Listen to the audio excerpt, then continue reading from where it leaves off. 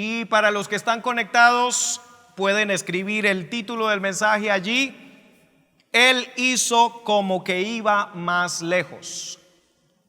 Él hizo como que iba más lejos. Usted puede escribirlo allí en los comentarios: Él hizo como que iba más lejos. Lucas capítulo 24, en el versículo 28 y 29. Dice la palabra del Señor de la siguiente manera: llegaron a la aldea a donde iban, y él hizo como que iba más lejos. Mas ellos le obligaron a quedarse, diciendo: quédate con nosotros, porque se hace tarde y el día ya ha declinado. Entró pues a quedarse con ellos. Amén. Y como les dije, quiero compartir esa palabra basado en Lucas 24, versículo 28 y 29. Él hizo como que iba más lejos. Todos nosotros hemos tenido la experiencia de estar en una reunión familiar, de estar quizás en una celebración, y de repente, o invitan a alguien para almorzar en una casa, y de repente cuando ya están terminando, la ama de casa, la mujer que había preparado, se acerca y dice: ¿quiere más, hermano? ¿Quiere más, hermana? Y a veces dicen: bueno. ¿Se ha visto eso? Como que bueno, pero la persona sí quiere, solamente que no como que sí. Es una actitud que normalmente toman las personas cuando quieren decir que sí, pero que no se vea muy brusco, ¿sí? Lo hemos visto. Cualquiera de nosotros hemos tenido esa experiencia, que alguien tenía ganas de que le dieran más y preciso le preguntaron y dijo: sí, bueno, está bien. Y esta expresión aquí que dice que llegaron a la aldea donde iban estas dos personas de las que vamos a hablar, y cuando llegaron al lugar, iban con un personaje que es el Señor Jesucristo, pero estaba de forma velada, no estaba descubierto ante ellos, sino de forma velada. Y ellos le dijeron: llegamos hasta acá, y él dijo: no, yo voy más lejos. Pero ellos le obligaron a quedarse, y él hizo así como esas personas que dicen: bueno, ellos le dicen: es muy tarde, ¿por qué no te quedas mejor acá? Y él entonces entró y se quedó con ellos. Y hay un cántico muy hermoso, antiguo, que de pronto muchos hermanos han escuchado, que dice: quédate, Señor, ya se hace tarde, te ofrezco el corazón para posar, hazlo tu morada permanente, acéptalo, acéptalo, mi Salvador. Ese cántico está basado en esta porción de la escritura. Aleluya, siento la presencia de Dios. Espero que usted allá en su casa esté sintiendo también la presencia de Dios. Entonces, este pasaje relata, si usted mira el trasfondo del capítulo 24 de San Lucas, usted va a ver que fue la muerte y resurrección de nuestro Señor Jesucristo.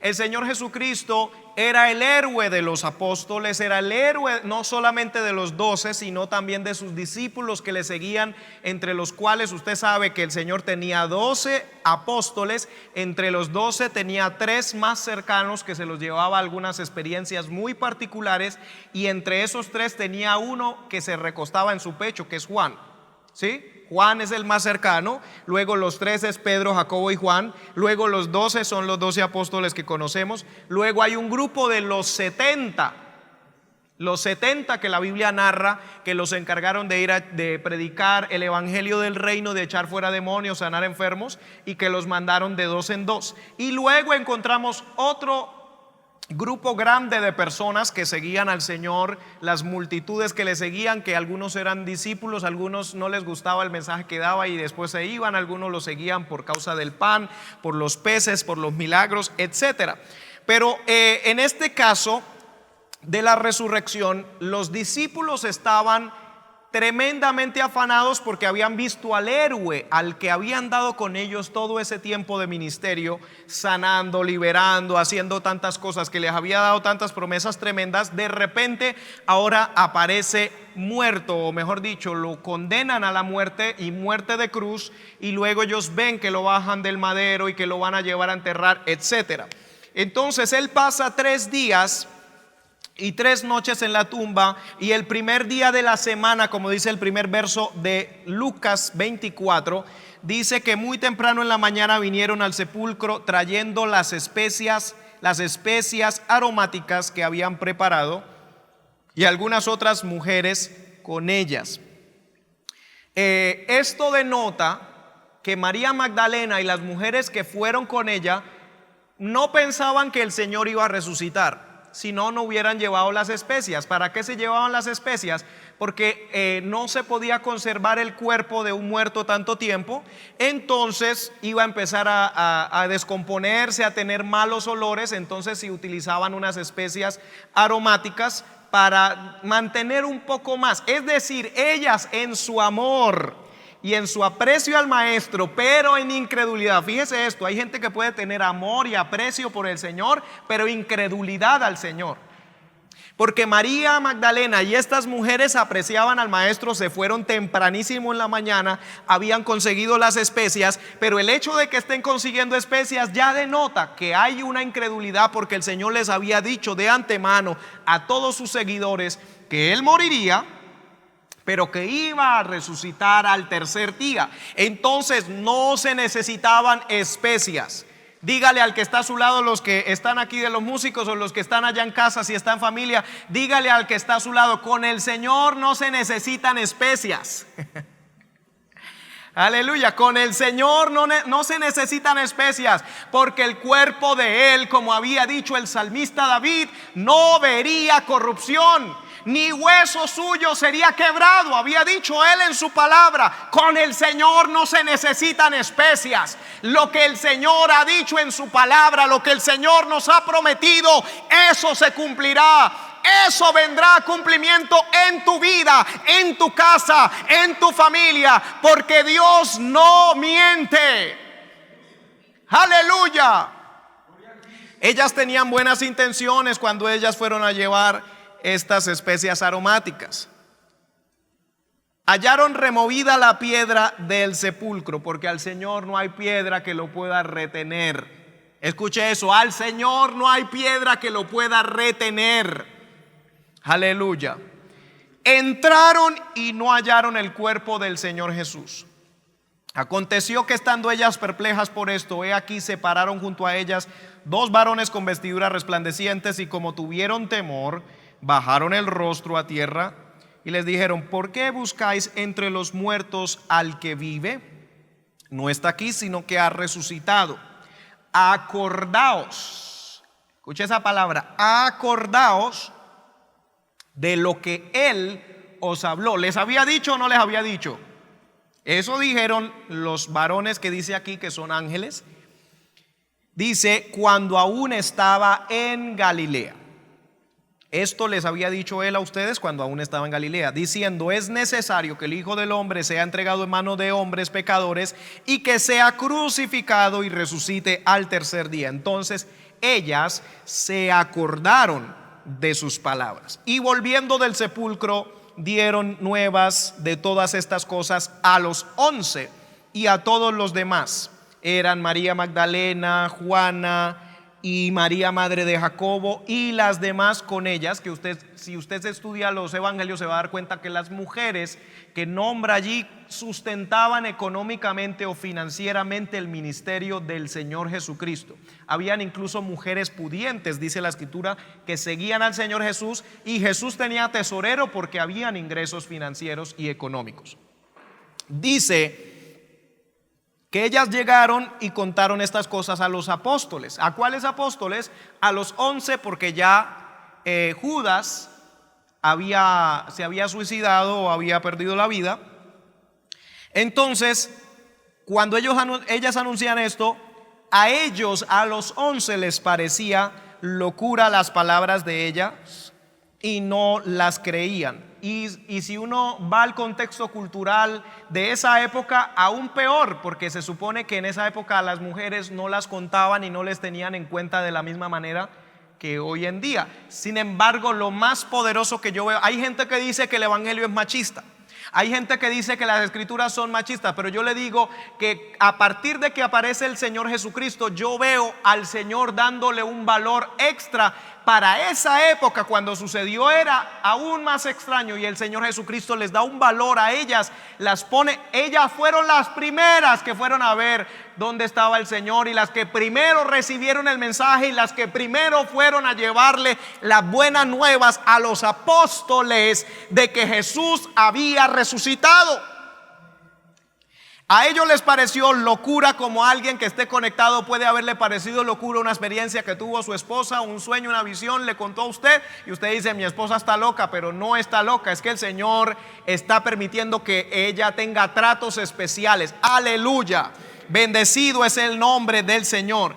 Pero levantándose Pedro, corrió al sepulcro, y cuando miró dentro, vio los lienzos solos y se fue a casa maravillándose de lo que había sucedido. Ahora, si usted estudia la misma historia en los diferentes evangelios sinópticos, que es Mateo, Marcos, Lucas, y también si lo revisa en Juan, se va a dar cuenta que hay varias narraciones, porque esa es la riqueza del evangelio. Alguien me dijo: hermano, ¿y usted no le da miedo que todo eso sea mentira? Porque yo leo en un evangelio y dice de una forma, leo en otro evangelio y veo que dice otras cosas como diferente. ¿Usted no le da miedo que al final nos demos cuenta que de pronto había un engaño ahí? Yo le dije todo lo contrario.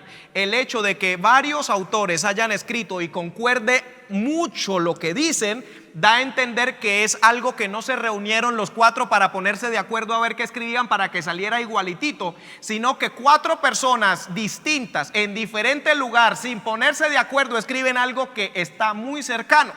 Así como cuando usted sale a la calle y de repente escucha y hay un accidente por allá, y usted ve el accidente desde la carrera 17, si usted está parado en esta carrera, y hay otra persona que está parada en la otra esquina de la 45 y ve el mismo accidente, pero lo ve desde otro ángulo, desde otro punto de vista. Quizás para usted que está parado aquí, la culpa es de este conductor, pero para el que estaba parado allá, la culpa es del otro. Por eso a veces hay gente que se preocupa que en Mateo o en Marcos haya algunos detalles distintos, pero es porque ellos no se pusieron de acuerdo para escribir lo que vieron, sino que lo que vieron, eso escribieron. Y me da gusto porque las cosas concuerdan demasiado. Entonces Pedro corrió, pero si usted lee en otros evangelios, nos narra que Juan también corrió con Pedro. Pedro llegó primero, pero luego Juan entró, etcétera, etcétera. Ahora bien, dice en el versículo 13: y he aquí, dos de ellos iban el mismo día a una aldea llamada Emaús. Todo el que pueda diga Emaús, que estaba a 60 estadios de Jerusalén. Si usted traduce esos 60 estadios, estamos hablando de alrededor de 7 millas, o estamos hablando de 11 kilómetros más o menos. Hay gente que dice que esa ciudad era esta, que esa ciudad, unos dicen que era Kiriat Jearim, otros dicen que era otra ciudad que ni me acuerdo el nombre porque es bastante enredado el nombre. Pero lo importante es que quedaba a alrededor de 11 kilómetros o 7 millas. Dice aquí dos de ellos, pero no dice al principio quiénes son. Pero cuando usted va leyendo, va a ir desarrollando el asunto. Dice: iban el mismo día. ¿Cuál día? El mismo día que sucede esto de la resurrección, que las mujeres van, no encuentran el cuerpo, corren y le hablan a los apóstoles. Estos dos, ese mismo día iban a una aldea llamada Emaús. Algunos dicen que quizás a ellos dos los enviaron, porque normalmente a los de los 70 los enviaban de a dos en dos. Entonces dicen: de pronto los enviaron. Otros dicen: no, simplemente la gente se estaba escabullendo, se estaba yendo, porque acababa de suceder, entre comillas, un fracaso. ¿Cuál fracaso? Que el líder, el héroe, lo crucificaron y lo enterraron. Entonces dice: iban hablando entre sí estos dos de todas aquellas cosas que habían acontecido. ¿Qué cosas? Jesús murió, lo enterraron, y unas mujeres todas locas diciendo que es que fueron allá y no encontraron el cuerpo, y que el Señor resucitó y que no sé qué. Eso es lo que ellos vienen hablando. Sucedió que mientras hablaban y discutían entre sí, Jesús mismo se acercó y caminaba con ellos. Jesús mismo se acercó y caminaba con ellos. En el momento que ellos están decepcionados de lo que ha sucedido con su héroe, con su maestro, con su líder, con su rabino, ellos están discutiendo y hablando, mire lo que pasó, mire lo que dijeron las mujeres, están discutiendo y de repente Jesús mismo viene y está caminando con ellos, pero ellos no se dan cuenta. Yo he venido en esta tarde a decirte que muchas veces tú estás en el camino, hablando con tu compañero, diciendo que hay cosas que parecen locas, que hay personas que parecen locas, que hay cosas que no te cuadran, que hay cosas que no entiendes. Si Jesús era el Hijo de Dios y era el Mesías, ¿por qué sucede esto? Y de repente en esa travesía, en ese camino, si sigues en el camino, Jesús puede ir caminando contigo y tú no darte cuenta. Porque muchas veces cuando estamos en medio del problema, cuando estamos en medio de la situación, ni siquiera nos damos cuenta que Jesús va caminando con nosotros en medio del problema. Cuando tú estás en medio de una dificultad, en medio de un problema, Jesús no se ha ido de tu lado. Él va caminando contigo, aunque no te hayas dado cuenta. En esta hora toda decepción, todo desánimo que pueda haber en la mente de cualquiera que está conectado, se va, porque el Señor en esta hora me ha enviado con esta palabra para que te des cuenta que cuando el panorama parece desolador, parece desalentador, ahí va Jesús caminando contigo, aunque tú no te has dado cuenta. Aleluya. ¿Cuántos pueden alabar a Dios? Aleluya. Dice, Jesús mismo se acercó y caminaba con ellos, mas los ojos de ellos estaban velados, de ellos dos, para que no le conociesen. Y les dijo: ¿qué pláticas son estas que tenéis entre vosotros mientras camináis? ¿Y por qué estáis tristes? Hoy pregunto, ¿qué pláticas son estas que estabas platicando con tu esposa hoy y por qué estás triste? Aleluya. Porque uno a veces piensa que Dios solamente escucha su oración. ¿Sí? O sea, uno dice, uy, no ore así, que Dios lo oye. Dios está oyendo lo que usted ora. O a veces también pensamos que, pero Dios nos está oyendo no solamente cuando oramos, Dios nos está oyendo cuando estamos sentados a la mesa. También nos oye el WhatsApp, porque hoy en día no solamente lo que hablamos con nuestra boca, también el WhatsApp Dios lo oye, lo que estamos escribiendo. ¿Qué pláticas son esas que tenéis entre vosotros y por qué estáis tristes? ¿Piensas que todo se acabó? ¿Piensas que ya no hay solución? ¿Piensas que el Señor no está ahí a tu lado? ¿Piensas que el Señor se murió en la cruz y que no resucitó y que los que dicen que Él está vivo están locos? Ellos no están locos, simplemente han tenido una experiencia con el Señor, así como hoy yo creo que tú vas a tener la experiencia con el Señor. Alabado sea el nombre del Señor. Dice, respondiendo uno de ellos, que se llamaba Cleofás. Es el único que aparece el nombre, Cleofás. El otro no aparece el nombre. Algunos discuten que pudo haber sido Lucas porque aparece en el mismo libro de Lucas. Algunos dicen que si hubiera sido Lucas, entonces él habría puesto el nombre y habría sido parte de los apóstoles. Otros dicen que no, porque él quizás se apartó del Señor por un tiempo cuando Jesús dio el discurso ese de que si no comen su carne y beben su sangre. ¿Se acuerda que dice que mucha gente ese mensaje les pareció demasiado fuerte y muchos se apartaron? Algunos estudiosos dicen que como se tenía en cuenta que los apóstoles debían haber sido personas que estuvieron desde el inicio del ministerio del Señor hasta el final, entonces los que en algún momento se sintieron así y se fueron por instantes, no se sentían dignos de ser llamados o de ser parte del grupo de los más, como diría alguien, de la élite cristiana del momento.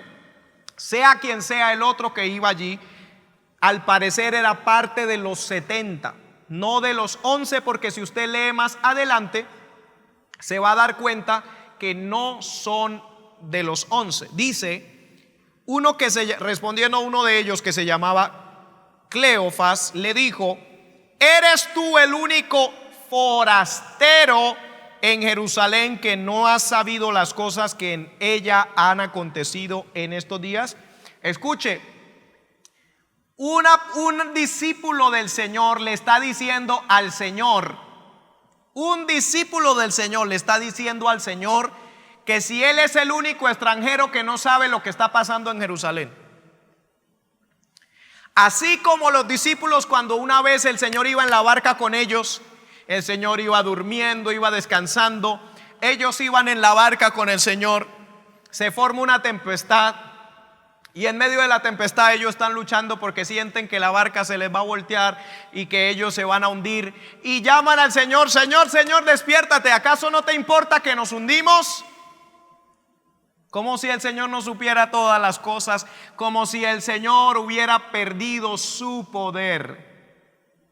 Esto es algo maravilloso, porque muchas veces nosotros pensamos que lo que nosotros vemos eso es, y Dios ve más allá de lo que nosotros vemos. Nosotros vemos nuestro presente y eso limitado, porque yo veo el presente hasta donde están las paredes. Más allá de esas paredes, aquí mismo yo no sé lo que está pasando, aunque es el presente. Porque tengo limitación no solo de tiempo, sino también de espacio. Pero el Señor sí ve todas las cosas. Le dice: ¿eres tú el único forastero en Jerusalén? Otra cosa que yo encuentro aquí es que el Señor vino vestido o con una apariencia como que no era de ahí. Porque ellos dicen: eres tú el único forastero. O sea, a ellos se les hizo como que él no era de ahí. Quizás hasta de pronto también le cambió el acento. De pronto también se le oía la voz un poco diferente. Y ellos tenían sus ojos velados, porque yo le digo, muchas veces el Señor nos visita a través de la apariencia de forastero. Muchas veces el Señor nos visita con otro acento, con otra cultura que no te gusta. De pronto tú eres costeño y no te gustan mucho los paisas y el Señor te visita a través de un paisa. O tú eres paisa y el Señor te visita a través de un costeño. Eso el Señor lo puede hacer, porque muchas veces nosotros pensamos que la ayuda del Señor va a venir de una forma, pero no. Si quiere usted, hermano, me puede permitir. Tengo bastante sed en esta hora, pero creo que no hay problema. Amén. Gracias, hermano Cristian. El Señor muchas veces viene a visitarnos de una forma en la que nosotros no esperamos, y nosotros muchas veces ofendemos al que está viniendo a darnos la ayuda o el mensaje. En este caso, esta persona, este discípulo, le dice al Señor mismo: ¿es usted el único forastero que no sabe lo que está pasando? Muchas veces podemos incluso venir a ofender al mismo Señor que nos quiere dar la respuesta. Aleluya. ¿Cuántos pueden alabar al Señor? Dice, entonces Él les dijo: ¿qué cosas? ¿Qué es lo que pasó que supuestamente yo no sé? Ellos le dijeron: pues acerca de Jesús Nazareno, que fue varón profeta, poderoso en obra y en palabra delante de Dios y de todo el pueblo, y cómo le entregaron los principales sacerdotes y nuestros gobernantes y a sentencia de muerte, y le crucificaron. Pero nosotros, que era lo que ellos dicen, esperábamos que Él era el que había de redimir a Israel. La pregunta es: ¿Jesús vino a redimir? Sí. ¿Jesús redimió? Sí. Y no solo a Israel. ¿Jesús redimió a quién? Al mundo entero, si le aceptan a Él. Si el mundo cree en el Señor, puede ser salvo todo aquel que confiese con su boca y crea en su corazón que Jesucristo es el Señor, será salvo. Pero ellos tenían una mentalidad chiquita. Muchas veces no nos damos cuenta de lo que Dios está haciendo, porque no vemos que sucedió eso chiquito que estábamos esperando, y resulta que Dios hizo algo más grande. Por eso es que no vemos lo chiquito. No, es que Dios no hizo eso que yo le estaba pidiendo. Yo llevaba 20 años pidiéndole esto y mire, ahí está, y no ha hecho nada. Lo que pasa es que Dios hizo una cosa más grande. Y como yo miro para lo chiquito y no veo nada, no, es que Dios hizo algo más grande. No solamente redimió a Israel, vino a redimir a la humanidad. Nosotros esperábamos que Él era el que había de redimir a Israel. Y ahora, además de todo esto, hoy es ya el tercer día que esto ha acontecido. Aunque también nos han asombrado unas mujeres. O sea que estos dos, que al parecer son parte de los 70, que no son parte de los 11, estuvieron presentes cuando las mujeres llegaron y contaron, porque están contándole a Jesús, que ellos no saben que es Jesús. Le dicen: nos han asombrado unas mujeres de entre nosotros, las que antes del día, o sea, muy temprano en la mañana, fueron al sepulcro. Y como no hallaron su cuerpo, vinieron diciendo que también habían visto visión de ángeles, quienes dijeron que Él vive. Y fueron algunos de los nuestros al sepulcro y hallaron así como las mujeres habían dicho, pero a Él no le vieron. O sea, vieron todas las pruebas de que no está el cuerpo, pero a Él no lo vieron. Y como yo no veo al Señor, entonces el Señor no cumplió. ¿Sí?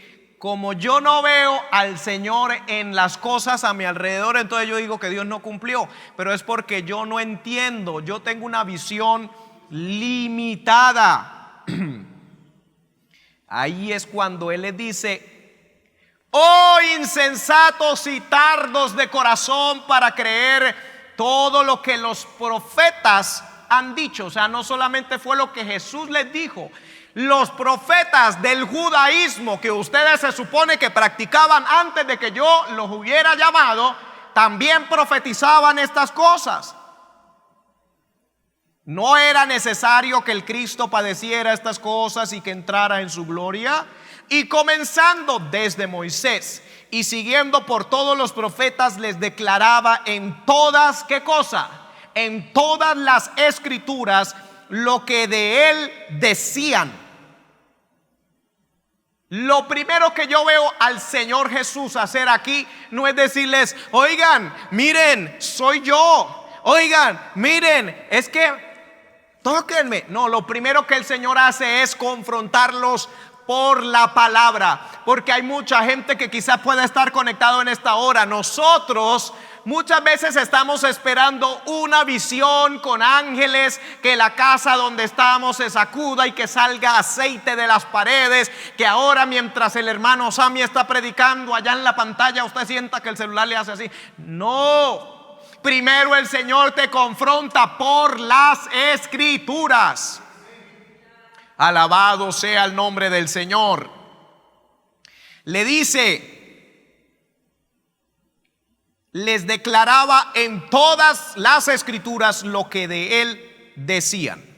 Y luego ahí es cuando sucede lo que dice: llegaron a la aldea. Gloria a Dios. Dice: llegaron a la aldea a donde iban, y Él hizo como que iba más lejos, mas ellos le obligaron a quedarse. Esta parte me pareció demasiado curiosa. ¿Sabe por qué? Porque Jesús se quería quedar con ellos. Jesús quería quedarse ahí con ellos, pero hizo como que iba más lejos. La pregunta del millón sería: ¿qué tal si los discípulos, estos dos discípulos, no le dicen nada? O sea, ¿qué tal que Jesús diga: no, es que ya llegamos a la aldea? Vienen Jesús, el forastero, caminando con los dos discípulos, y ellos dicen: bueno, hasta aquí venimos nosotros. Y que Jesús les hubiera dicho: yo voy más lejos, y ellos le hayan dicho: ah, bueno, buen viaje. ¿Qué hubiera sucedido? Se pierden de una experiencia gloriosísima, porque el Señor quiere que tú le digas que se quede. Pero no porque tú sabes que Él es Jesús, sino porque lo que te ha dicho antes por las escrituras hace arder tu corazón, Así como en esta hora, cuando estamos estudiando las Escrituras, hay algo que uno siente, algo que uno dice: esta palabra es de Dios. Así mismo le sucedía a ellos. Mientras Él les declaraba desde Moisés hasta los profetas, ellos sentían una cosa terrible y decían: oiga, tan raro este forastero nos habla y sentimos que la piel se nos eriza, sentimos que nuestro corazón arde. Este forastero no es tan, es extraño. Ellos le obligaron a quedarse diciendo: quédate con nosotros porque se hace tarde y el día ya ha declinado. Entró pues a quedarse con ellos. Y aconteció que estando sentado con ellos a la mesa, hizo algo tan característico que tenía el Señor, y es que tomó el pan y lo bendijo. Él tenía eso, tomaba el pan, lo bendecía, luego lo partía y luego lo daba.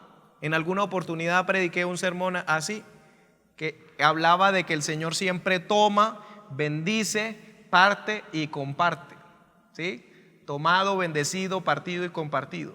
Ese es un proceso en nuestra vida también, y esto el Señor siempre lo hacía. Se sienta con ellos, toma el pan, lo bendice, lo parte y lo da. Cuando ellos comieron el pan que estaba partido, ¿qué sucedió?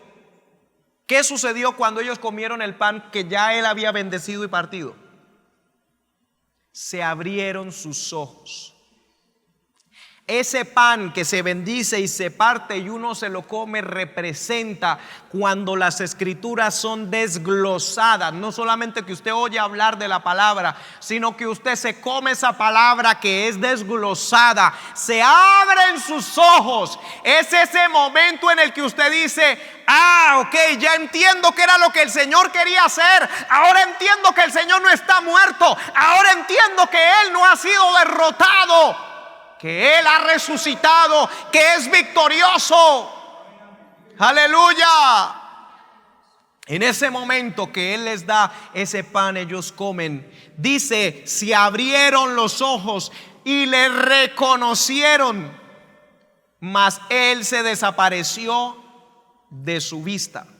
Y ahí empezaron a decir el uno al otro: ¿no ardía nuestro corazón en nosotros mientras nos hablaba en el camino y cuando nos abría las Escrituras? Y levantándose en esa misma hora, volvieron a Jerusalén y hallaron a los 11, o sea que ellos no eran de los 11, hallaron a los 11 reunidos y a los que estaban con ellos, que decían: ha resucitado el Señor verdaderamente y ha aparecido a Simón. Entonces ellos les contaban las cosas que les habían acontecido en el camino y cómo le habían reconocido al partir el pan. ¿Cuándo le reconocieron? Al partir el pan. Ahora, algo que me llama la atención es que cuando llegaron estos dos con el forastero a la aldea, ellos dicen: quédate, Señor, no te vayas más lejos. Forastero, no te vayas más lejos porque ya se hace tarde. Es muy tarde para que sigas viajando. Quédate aquí, posa con nosotros. Se sentaron a comer. De repente se abren sus ojos y luego ellos no dicen: es demasiado tarde para irnos a Jerusalén. Dicen: aquella misma hora se levantaron de la mesa donde estaban en Emaús. Dijeron: nos vamos para Jerusalén porque esto no da tregua. No nos podemos esperar en otro lugar. Había una promesa que Jesús había dado del Padre. El Señor les había dicho que se quedaran en Jerusalén porque en Jerusalén era que iba a suceder algo grande. Todo el tiempo les había dicho: yo muero en Jerusalén, pero al tercer día resucito. Cuando ellos se dan cuenta, es verdad que el Señor ha resucitado. No solamente nos habló y teníamos los ojos velados y ardía nuestro ser, nuestro corazón mientras nos hablaba, sino que ahora también lo hemos visto cuando comimos el pan.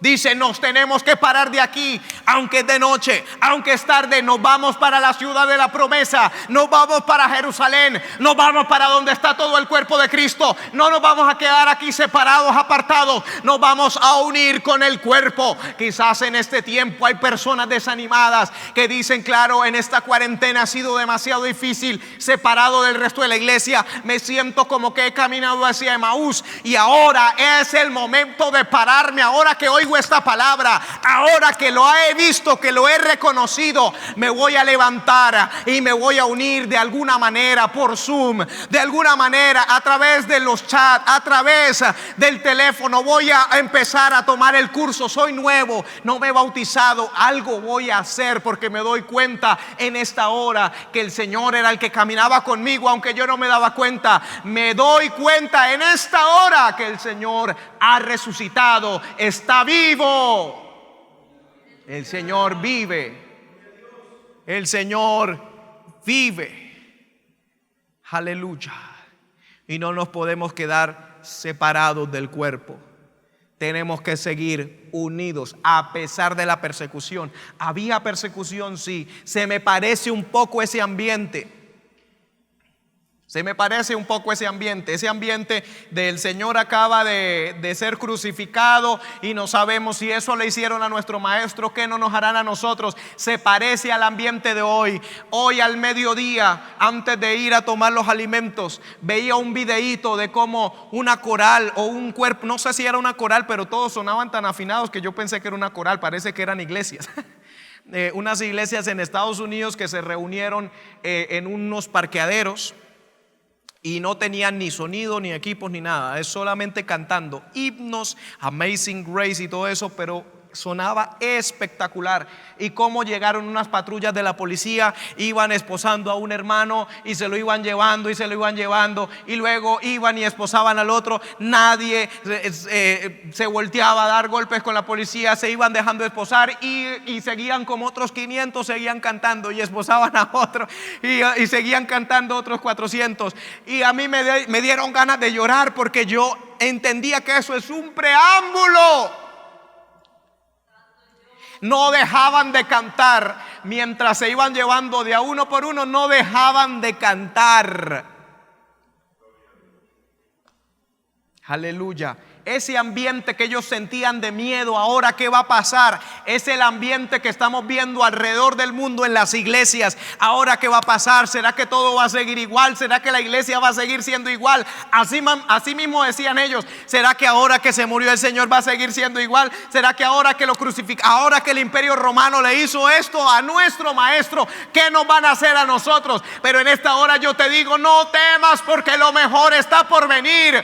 Porque en esa época, después de que el Señor murió, resucitó, les dijo, no se van a quedar huérfanos. Yo vuelvo al Padre, pero les voy a enviar a otro consolador. El día de Pentecostés, 50 días después de su muerte, vino el Espíritu Santo sobre todos, recibieron el bautismo, fueron llenos y empezó el avivamiento. Y no fue solamente para ese entonces, sino que nosotros estamos en los últimos tiempos también. Así que la profecía de Joel se cumple perfectamente en nosotros, que estamos en ese ambiente también de incertidumbre, y de repente viene una visitación del Espíritu Santo a la iglesia del Señor Jesucristo en el mundo entero. Así como dijo Joel, en los postreros días, dice Dios, derramaré de mi espíritu sobre toda carne. Vuestros hijos y vuestras hijas profetizarán, vuestros jóvenes verán visiones, vuestros ancianos soñarán sueños, y de cierto sobre mis siervos y sobre mis siervas derramaré de mi espíritu en aquella hora, y profetizarán. Así como a ese grupo de discípulos le sucedió, a nosotros también, Señor, haznos pasar por esa experiencia maravillosa.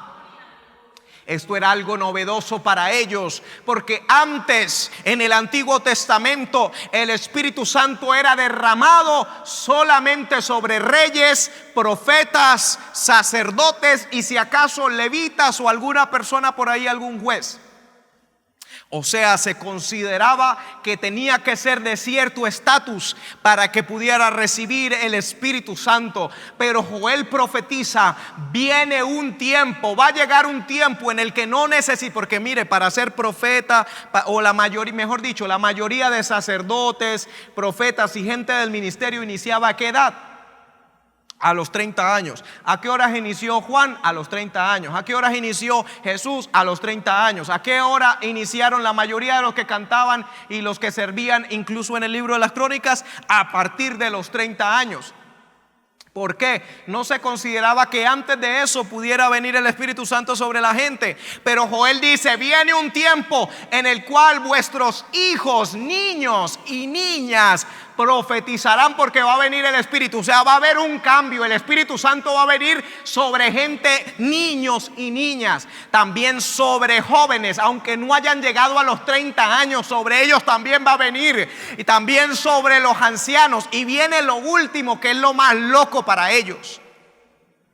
Porque hoy en día cuando nosotros leemos, y sobre mis siervos y sobre mis siervas derramaré de mi espíritu y profetizarán, para nosotros, oh sí, sobre el siervo vino el Espíritu Santo, para nosotros.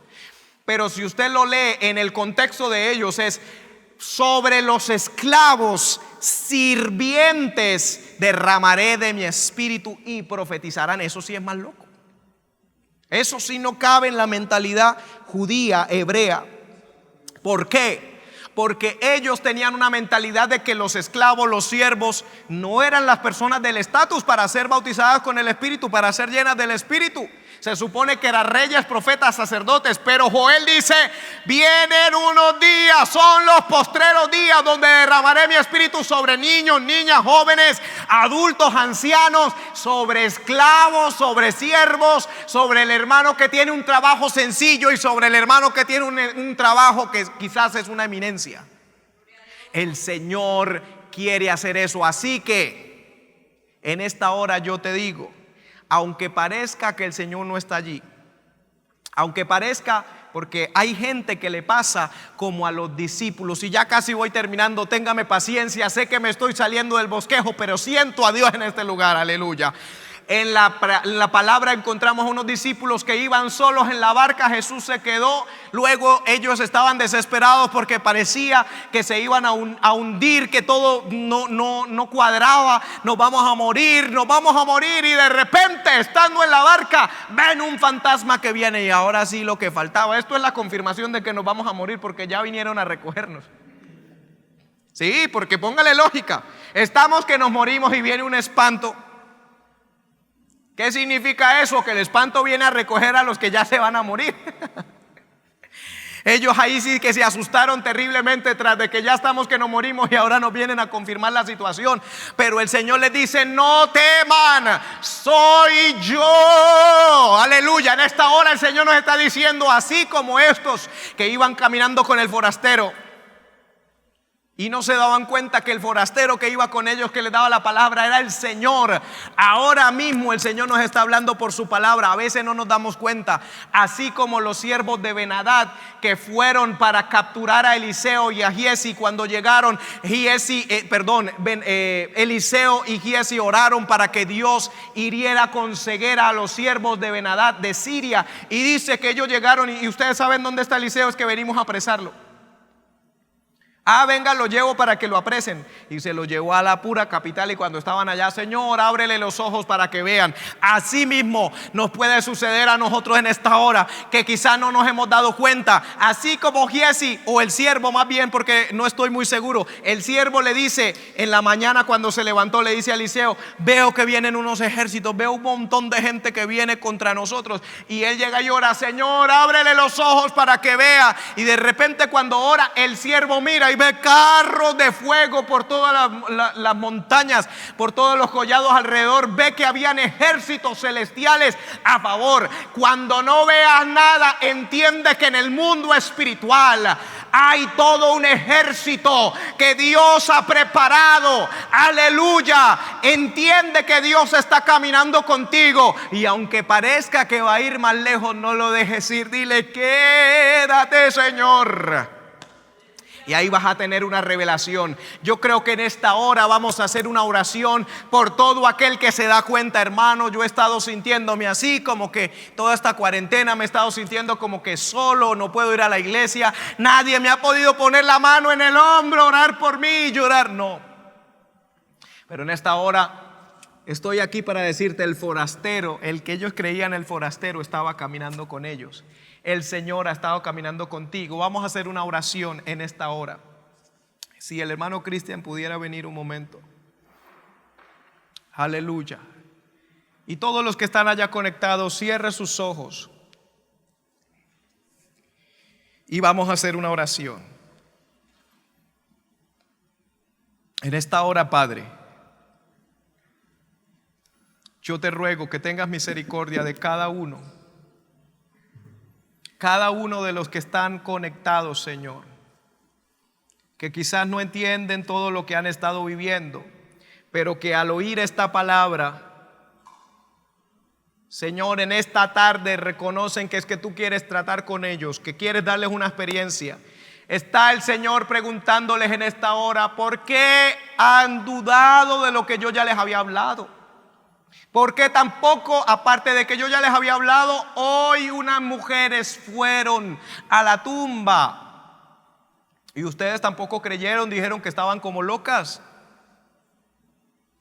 Pues en esta hora yo estoy aquí para decirle que el Señor sí resucitó y que sigue obrando. El Señor sí resucitó y que sigue obrando milagros, maravillas, portentos. No importa cuál sea tu problema, no importa cuál sea tu necesidad en esta hora, cierra tus ojos, levanta tus manos al Señor y dile: Señor, no vayas más lejos, quédate aquí, porque eres tú el que yo necesito. Tú eres esa palabra que hacía arder mi corazón. Tú eres, Señor, el Logos de Dios. Tú eres el Verbo de Dios que se ha hecho carne. Y en esta hora, Señor, quiero decirte: quédate, Señor, en esta posada, en este corazón.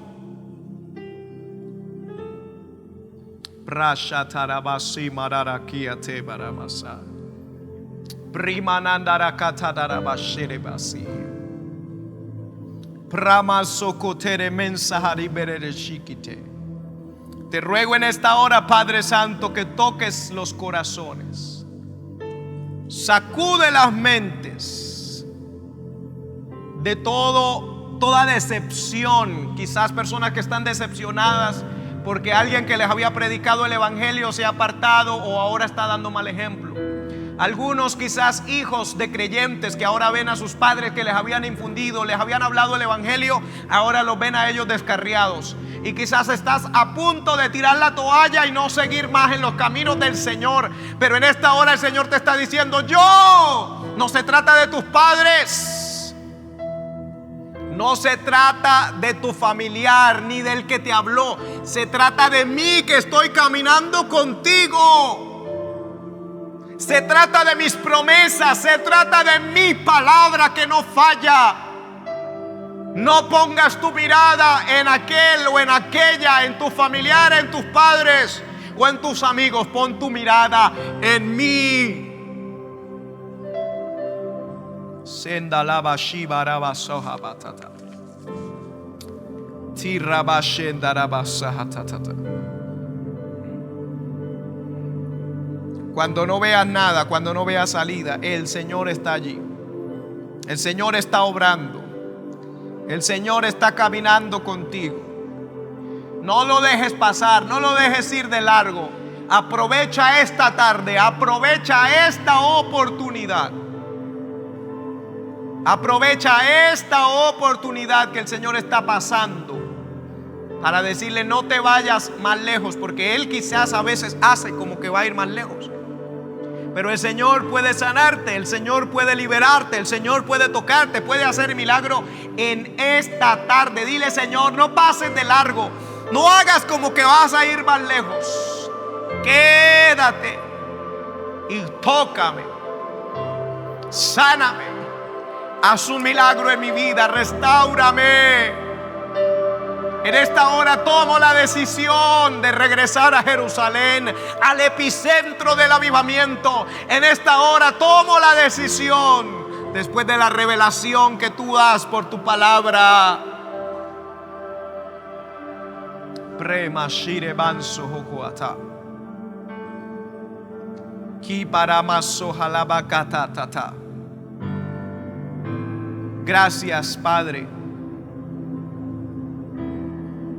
Gracias, Hijo. Gracias, Espíritu Santo. Aleluya.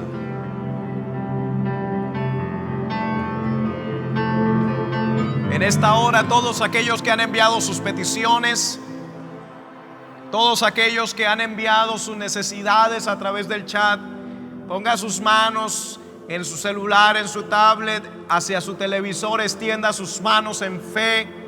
No es el televisor el que lo va a sanar, es la actitud de rendición ante el Señor en esta hora y su misericordia la que va a obrar a nuestro favor.